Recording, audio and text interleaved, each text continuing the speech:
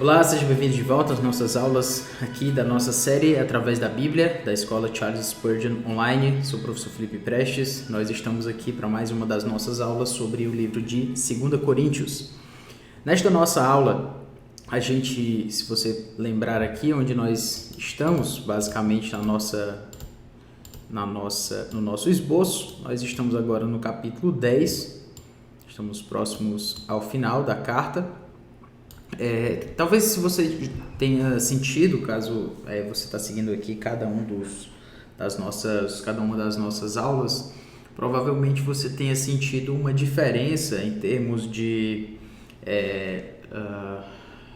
assim de como nós apresentamos alguns textos. Alguns textos nós trabalhamos de uma forma mais detalhada, outros pontos a gente trabalhou de uma forma mais, digamos assim, mais panorâmica, e isso, claro, faz toda a diferença quando a gente vai apresentar o texto.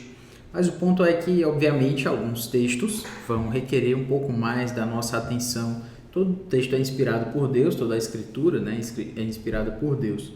Mas para o entendimento do argumento da carta, de uma forma geral, obviamente alguns textos vão contribuir mais do que outros para essa compreensão. Então, por isso, algumas vezes a gente vai dar mais ênfase, mais tempo a alguns textos em relação a outros, ok?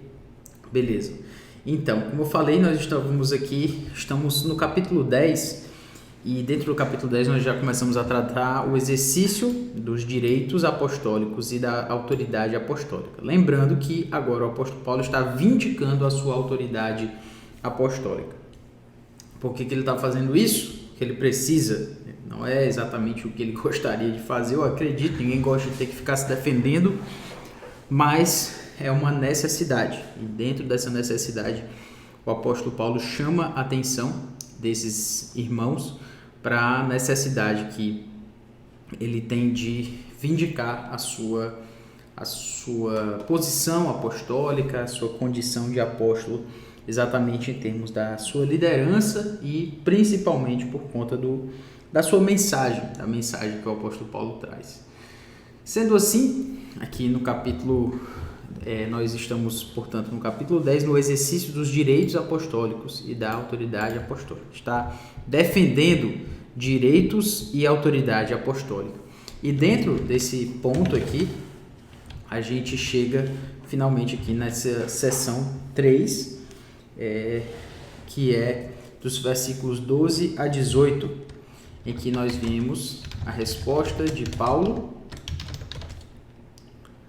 aos ataques contra os seus direitos ministeriais,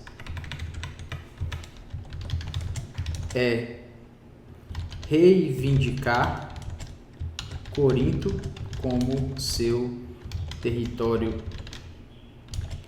legítimo e seu trampolim para um ministério mais abrangente. Isso aqui é 10 do 12 até o 18. Então vamos lá analisar essa seção. Quando a gente tem aqui, lembra que a gente terminou aqui quando as cartas com efeito dizem são graves e fortes, mas a presença pessoal dele é fraca e a palavra desprezível. Considere o tal isto que o que somos na palavra por cartas, estando ausentes, tal seremos em atos, quando presentes. Então, nessa hora o apóstolo Paulo, se você presta atenção, ele está sendo bem enfático, né, nessa necessidade que esses irmãos têm de receber uma exortação mais forte, mais pesada com relação àquilo que ele é como um apóstolo. Eles dizem, olha, você está sendo fraco. Ele é um fraco em palavras, ele é fraco ele é fraco em ações, né, quando ele chega aqui. Então tá certo. Vamos ver o seguinte, vamos ser fortes quando chegarmos aí. O apóstolo Paulo está sendo bem firme, né, mostrando esse peso apostólico. E aí no versículo 12 a gente tem, porque não ousamos classificar-nos ou compararmos com alguns que se louvam a si mesmos. É interessante ele dizer, olha, as palavras, quando ele diz aqui, ó, com efeito são graves e fortes, quando ele está falando das cartas, e nesse caso aqui, ele está dizendo, olha, nós não ousamos, ele está fazendo uma ironia aqui, olha, vocês estão achando que eu não sou ousado? De fato, nós não ousamos nos classificar ou nos comparar. Vocês estão falando aí de um ser ousado? Pois eu realmente não ouso ser esse tipo de pessoa que de alguma forma se mostra comparando-se a si mesmos, como ele diz aí, com alguns que se louvam a si mesmos. Se é para se louvar, realmente eu não ouso me louvar, eu não ouso louvar a mim mesmo e nem aos meus pares. Isso é muito interessante porque o apóstolo Paulo está falando aqui de louvarem a si mesmos. Louvarem a si mesmos. Você pode pensar, por exemplo, em algumas pessoas, em alguns grupos de pessoas que ficam se autorreferenciando, dizendo, esse fulano de tal aqui é o melhor que faz isso, é o melhor que faz aquilo, e às vezes alguns círculos em que fica um autorreferenciamento, assim, meio um pouco fora do padrão, sabe? Um pouco fora daquilo que você poderia esperar de pessoas que são mais humildes, especialmente em meios teológicos. Às vezes a gente está na igreja, e a gente fica naquela, esse irmão é o melhor irmão que faz isso, esse que é o melhor que faz aquilo, no seminário esse que é o melhor aluno que não sei o que, o melhor, e fica esse melhor, parece que a gente vive num meio de superlativos, em que todo mundo é o melhor em alguma coisa, sabe? E Paulo diz, olha, vocês ficam aí se classificando, quem é o melhor, quem é o mais importante, quem é o mais isso, quem é o mais aquilo, quem é o mais aquilo outro. Pra que isso? Pra que essa estupidez, desculpa a palavra, mas pra quê? Pra quê?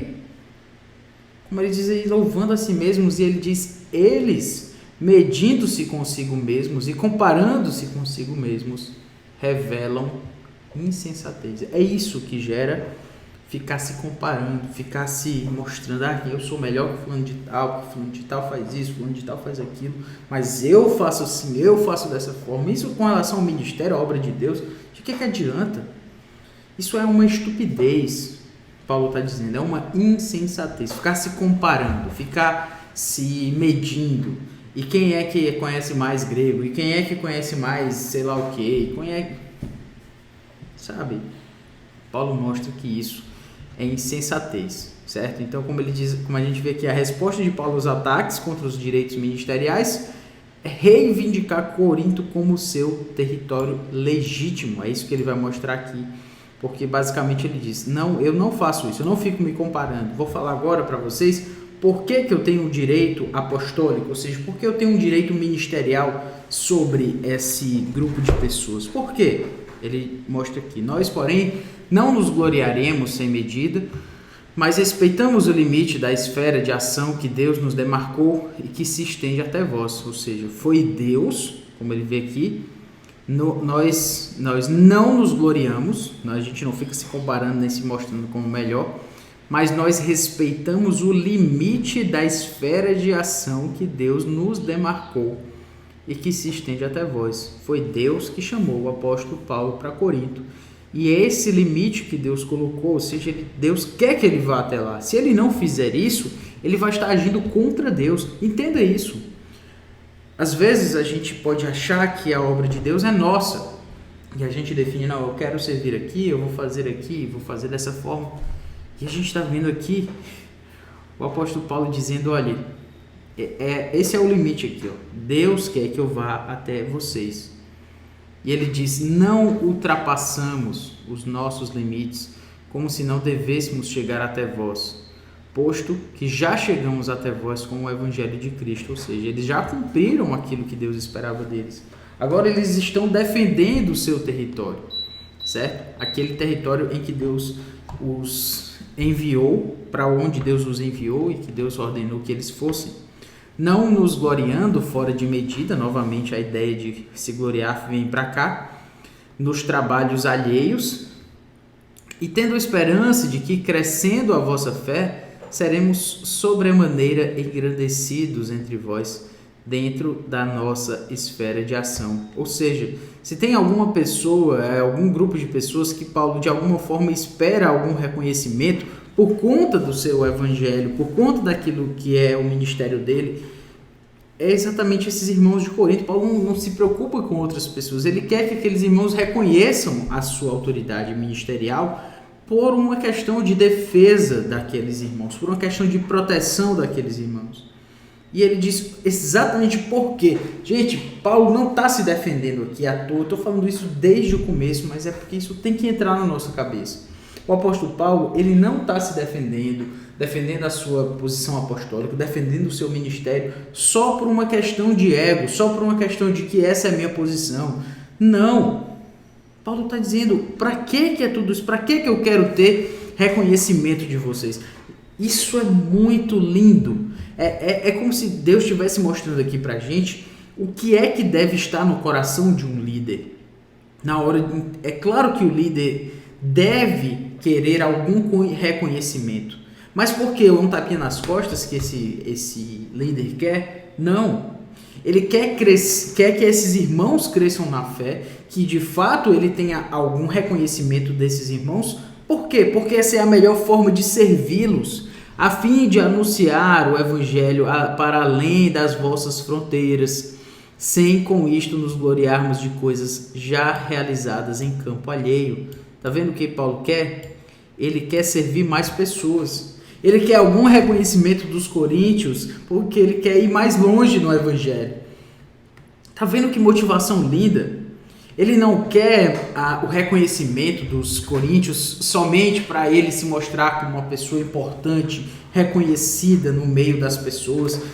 Sabe, às vezes as pessoas querem reconhecimento pelo reconhecimento. Às vezes as pessoas querem ser um pregador importante. Por que não? Porque ele quer ser um pregador importante. Porque ele gostaria de aparecer diante de várias pessoas. Por quê? Não só porque isso é... Não. Aqui Paulo está dizendo, eu quero ser reconhecido por vocês, eu quero ser de uma certa forma engrandecido aí, ter esse reconhecimento de vocês, para que eu venha anunciar o evangelho para além das vossas fronteiras. Paulo está nem preocupado com os coríntios em si, em termos do seu reconhecimento, porque ele nem vai usufruir tanto desse reconhecimento lá, quando ele estiver entre eles, porque ele quer ir além. Então, em outras palavras, se você quer ter reconhecimento das pessoas, que seja para o serviço do evangelho. A gente tem que abstrair esse negócio, sabe, de influência. Como seria importante ser influente. Não seria importante nada. Isso aí não tem nada a ver. A gente está buscando, a gente está lutando por outra batalha. Não é essa batalha de reconhecimento, não. E se por alguma razão nós vamos ser reconhecidos, que seja um reconhecimento para servir o evangelho. Para que possa ir além, para servir a obra de Deus. Não é errado ter algum reconhecimento, é errado buscar o reconhecimento pelo reconhecimento. Ele segue aqui, exatamente porque sem com isto nos gloriarmos de coisas já realizadas em campo alheio, aquele porém que se gloria, glorie-se no Senhor. Você quer uma razão para você louvar aquilo que de alguma forma Deus lhe deu de diferencial, ou a capacidade de ensinar, a capacidade de pregar, a capacidade de cantar, a capacidade de servir ao Senhor em qualquer outra área, que seja no Senhor. Porque não é aprovado quem a si mesmo se louva, e sim aquele a quem o Senhor louva. Não sei se você está notando, mas parece que lá na igreja de Corinto, esse pessoal gostava de ficar se comparando, gostava de ficar, olha que importante aquela pessoa, olha que maravilhosa aquela outra pessoa, olha isso, olha aquilo, e fica não é aprovado a quem si mesmo se louva. E às vezes as pessoas fazem uma certa comparação. Seja sincero consigo mesmo, porque eu estou sendo sincero com o meu coração agora. Às vezes a gente faz uma comparação com outra pessoa porque a gente quer receber a nossa. Às vezes a gente dá um elogio porque a gente quer receber um outro elogio. Às vezes a gente usa algumas palavras algumas informações chaves que a gente sabe que vão, digamos assim, que são palavras que vão dar um toque lá no nosso ego, vão dar um toque lá no nosso elogio, no elogio para nós. E Paulo diz, olha, quem a si mesmo se louva não é aprovado. Se a gente está buscando elogio, se a gente está buscando cavar um elogio ali para ver se sai alguma coisa, para que alguém reconheça o nosso trabalho, para que alguém reconheça aquilo que a gente faz, isso não faz o menor sentido. Por quê? Porque não é aprovado. Quem a si mesmo se louva, e sim a quem o Senhor louva. A gente tem que buscar o reconhecimento da parte de Deus. Não é o reconhecimento da parte das outras pessoas, não. É Deus que a gente precisa agradar. É Deus que a gente precisa olhar e dizer assim, Senhor, que o Senhor seja glorificado. Que o Senhor reconheça o trabalho que eu faço. É o olhar de Deus. É a aprovação de Deus. É o selo da aprovação de Deus. Não é de qualquer outra pessoa. E se for de alguma outra pessoa, que seja para servir o Evangelho. É disso que Paulo está falando. Paulo está falando de elogios, de reconhecimento, de comparações. Paulo está falando da igreja de hoje, ao mesmo tempo. Claro, é um texto que é aplicável a nós perfeitamente. Qual é o elogio de que eu preciso? Eu preciso do elogio de Deus. Eu preciso da aprovação de Deus. Eu prefiro do selo da aprovação de Deus. Ah, mas fulano não gostou porque ele comparou o meu trabalho com o de outra pessoa e tudo. Olha só, eu posso sentir muito. Mas nós precisamos do louvor, da aprovação de Deus. Aprovação. É disso que a gente está falando aqui, sabe? Eu estou tentando colocar isso de uma forma mais clara para que você entenda. Por exemplo, se você vir, por exemplo, um pregador conhecido, vamos tomar aqui um exemplo que é unânime, né? É Augusto de Nicodemos, um grande pregador, pastor presbiteriano, que prega a palavra de Deus com primor, com simplicidade, ao mesmo tempo profundidade, e não faltariam palavras aqui para mostrar a importância que o pastor Augusto Nicodemos tem para a igreja brasileira. Aí alguém pode pensar assim, ora, como eu queria ser o Nicodemos. Como eu queria pregar dessa forma, como eu queria conhecer tantas igrejas, tantos lugares, etc. A questão não é essa. A questão é, será que se você estivesse no lugar, por exemplo, do pastor Augusto Nicodemos, você serviria a igreja como ele tem servido? Deus escolhe alguns para servirem em certos lugares, para que eles sejam bênção naqueles lugares. A gente não tem que querer um lugar em que nós não vamos ser uma bênção ideal para aquele povo. Não, mas aí tem o reconhecimento das pessoas. A gente precisa do reconhecimento de Deus. E não adianta a gente ficar cavando um elogio aqui, um reconhecimento ali, um tapinho nas costas aqui. Não adianta se comparar. Não é aprovado. Quem a si mesmo se louva não é aprovado. Se você quiser se gloriar, glorie-se no Senhor, mas não fique se comparando. E sim aquele a quem o Senhor louva. Você precisa do reconhecimento do Deus, do Senhor da obra. Nós não precisamos do reconhecimento de ninguém mais, além do que nós temos no Senhor. Tendo falado isso, a gente passa aqui para mais um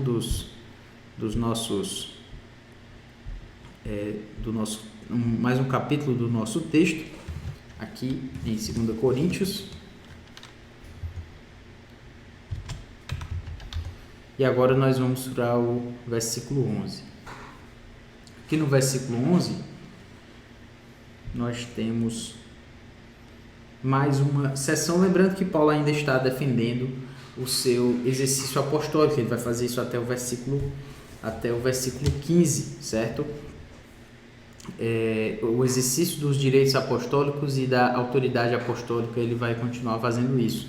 Mas agora começa uma nova sessão aqui, mais especificamente, dentro do que a gente tem estudado aqui, que é um ministério digno de ser seguido, afirma sua autenticidade com base em atributos apostólicos.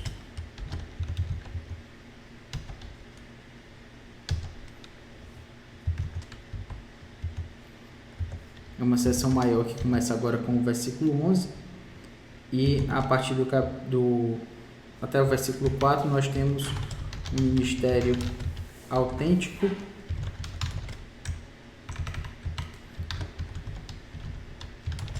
anseia pela verdade na vida do seu povo. Veja que no versículo: quisera eu me suportasseis um pouco mais na minha loucura. Suportai-me, pois, porque zelo por vós com o zelo de Deus, visto que vos tenho preparado para vos apresentar como virgem pura a um só esposo, que é Cristo. Mas receio que, assim como a serpente enganou a Eva com a sua astúcia, assim também seja corrompida a vossa mente, e se aparte da simplicidade e pureza devidas a Cristo. Se na verdade, vindo alguém, prega outro Jesus que não temos pregado, ou se aceitas espírito diferente que não tendes recebido, ou evangelho diferente que não tendes abraçado, a esse de boa mente o tolerais, porque suponho em nada ter sido inferior a tais apóstolos, embora seja falto no falar, não o sou no conhecimento, mas em tudo e por todos vos temos feito conhecer isto. O que a gente nota aqui, inclusive quando o apóstolo Paulo fala, se você notar aqui, ele está falando aqui como um pastor, como alguém que cuidou daqueles irmãos, como alguém que está preocupado exatamente com o rumo que essas pessoas têm tomado, certo? Basicamente é isso que tem acontecido. E nesse caso, se você prestar atenção, ele diz: olha, quisera eu me suportasseis um pouco mais na minha loucura. Suportai-me, pois. Paulo, o que Paulo está dizendo aqui? Ele está dizendo: olha, vocês têm aguentado coisa muito pior. Desculpe, mas às vezes eu acho muito engraçado a forma como isso é colocado, porque Paulo está dizendo: vocês estão escolhendo, aceitando coisa muito pior e estão reclamando aqui de mim. Ele disse: eu zelo por vocês com o zelo de Deus. Vocês deixam passar coisas muito piores. E eu zelo por vocês com o zelo de Deus. Zelo, a ideia de zelo é de um ciúme, de alguém que faz aquilo que ama o que faz e se preocupa com os seus. Paulo está dizendo: olha, eu amo vocês, meus irmãos, eu tenho um morro de ciúme de vocês. Mas não é um ciúme possessivo, como se Paulo fosse o dono daqueles irmãos. É um sentimento de quem nutriu um povo, de quem alimentou um povo e cuidou de um povo, e agora esse povo está sendo assolado por falsos ensinos e está seguindo esses falsos ensinos. É por isso que Paulo está preocupado. Não é porque ele é dono, ninguém é dono de ninguém. Mas ele diz: visto que vos tenho preparado para vos apresentar como virgem pura a um só esposo, que é Cristo. Que lindo isso, Paulo. Paulo está falando sobre como um pastor deve agir. Ele deve apresentar, ele está zelando pela sua igreja para apresentar essa igreja como virgem pura a um só esposo, que é Cristo. A função de todo pastor é cuidar da santidade da sua igreja, para que ele possa apresentar a sua igreja pura a um só esposo, que é Cristo. Então não adianta a gente apresentar a igreja de qualquer forma e não cuidar da igreja. É claro que o pastor não vai saber quem é crente, quem não é crente, não vai passar o raio-x lá para todo mundo para saber quem é crente e quem não é. mas ao mesmo tempo ele precisa cuidar para que a sua igreja seja apresentada como uma virgem pura a um só esposo, que é Cristo. Isso é maravilhoso. Todo pastor precisa se preocupar com a santidade da sua igreja, porque ele vai apresentar essa igreja santa. Ele vai apresentar essa igreja a um só esposo. Ele vai apresentar essa igreja a Cristo. E é por isso que ele precisa cuidar e zelar e ter ciúme, sim, da sua igreja. Até a próxima aula, quando a gente vai continuar falando aqui sobre esses pontos. Um grande abraço, que Deus abençoe.